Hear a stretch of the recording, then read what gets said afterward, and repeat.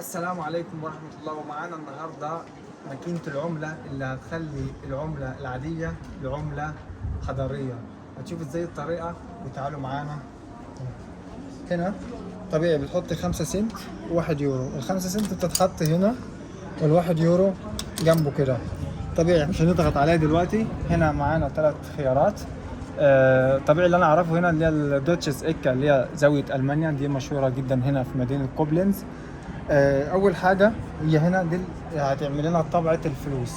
هنا بنختار اي واحده فيهم، لازم تبقى قبل السهم ده. نعمل كده لحد قبل السهم، نختار هي اللي في النص هي دوتشس إيكا.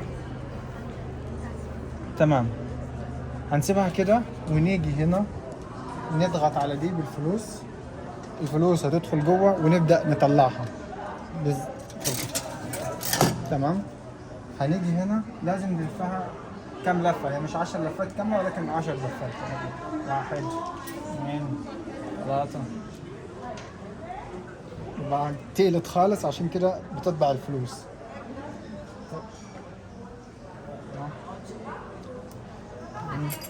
كده الفلوس طلعت، مش طلعت هنا، طلعت هنا على الأرض زي ما انتم شايفين يا جماعة. ال5 سنت طلعت عاملة ازاي. وديت اللي هي الدوتشس إيكا، الرسمة اللي احنا هناك عليها تطبعها.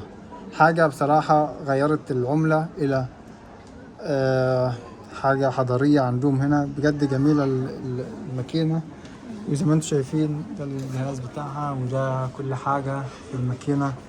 ونشوفكم في فيديو جديد وقولوا لنا رأيكم فيه.